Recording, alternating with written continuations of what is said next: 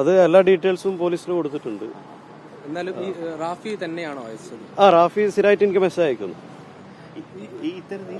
Message അയക്കണ്ടോ? 2 message വന്ന്.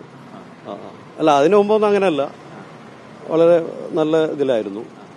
പിന്നെ ഇങ്ങനെയുള്ള വിഷയം വരുമ്പോൾ അദ്ദേഹത്തിന്റെ പിറകെ എന്താ എനിക്കൊന്നും അറിയില്ല. അപ്പൊ എല്ലാ കാര്യവും പോലീസിൽ ഏൽപ്പിച്ചിട്ടുണ്ട്.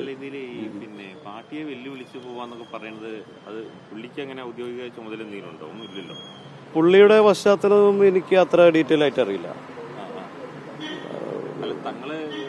ലീഗിന്റെ ദേശീയ വൈസ് പ്രസിഡന്റ് ഒക്കെയാണ്. ഒരാളെ ഇപ്പൊരു സാധാരണ പ്രവർത്തകൻ പോലും അല്ല. അതെ. അല്ല, നമുക്ക് പ്രവർത്തകനാണെന്നില്ലല്ലോ.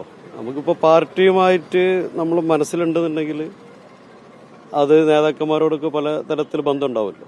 അപ്പൊ ഔദ്യോഗികമാവണമെന്നില്ലല്ലോ, അനൗദ്യോഗികം പറ്റുമല്ലോ. ഭീഷണിക്ക് കാരണം എന്താണെന്ന് കരുതുന്നത്? കാരണം എന്താന്ന് മൂപ്പര വിളിച്ച് ചോദിച്ചാൽ തന്നെ പറയാൻ പറ്റുള്ളൂ.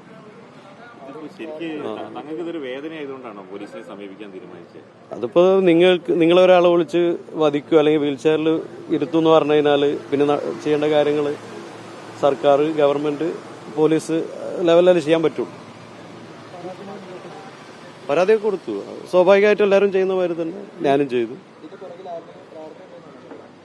അതൊക്കെ പോലീസ് അന്വേഷിക്കുക, അത് നമ്മളെ പണിയല്ലല്ലോ. ഈ തങ്ങൾ കഴിഞ്ഞ ദിവസം നടത്തിയ പ്രസംഗത്തില് പരിപാടിയിലെ പരാമർശം തന്നെ, നേതാക്കളുടെ പരാമർശം തന്നെ എടുത്തു. അത് എന്തെങ്കിലും ബാധിച്ചു തോന്നുന്നുണ്ടോ, അല്ലെങ്കിൽ അങ്ങനെ പറയാനുള്ള ഒരു കാരണം? അത് അയാളെ വോയിസ് കേട്ടാൽ നിങ്ങൾക്ക് വ്യക്തമാവും. അയാളെ 2 വോയിസിലും പറയുന്ന സംഭവങ്ങൾ. അല്ല, പാണക്കാട് കുടുംബത്തിനെ ഒരു പ്രശംസിച്ചുകൊണ്ട് നേതാക്കൾ ഇങ്ങനെ വല്ലാതെ വരുന്ന സമയത്ത് അതിനെതിരെ തങ്ങള് ഒരു പരിപാടിയിൽ അതിനെതിരെ അല്ല. പാണക്കാട് കുടുംബം പിന്നെ ഇപ്പം MSF കൊടുത്ത വളരെ ഏറ്റവും നല്ലൊരു ട്രിബ്യൂട്ടാണ് അന്ന് ഇവിടെ നടന്നത്, സ്റ്റേറ്റ് കമ്മിറ്റി. അത് എല്ലാവർക്കും വളരെ സന്തോഷം ഉണ്ടായിട്ടുണ്ട്.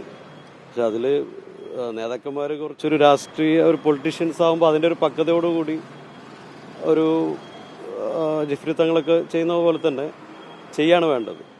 അപ്പം നമ്മൾ കൂടുതൽ എല്ലാവരും സമസ്തയാണെങ്കിലും ലീഗാണെങ്കിലും ഒരുമിച്ച് പോകണം. എന്നാലാണ് ഇതിനൊക്കെ ഒരു അടിസ്ഥാനപരമായിട്ട് നിലനിൽപ്പുണ്ടാവുള്ളൂ. സ്വാഭാവികമായിട്ടും അങ്ങനെയുള്ള വിഷയങ്ങൾ യഥാർത്ഥത്തിലില്ല.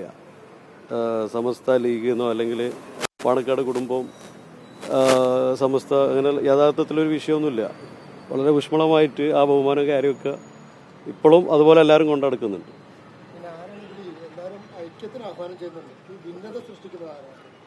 ഭിന്നത ഈ സോഷ്യൽ മീഡിയയിൽ അങ്ങനെ ഓരോരുത്തർ വിടുന്നതാണ്.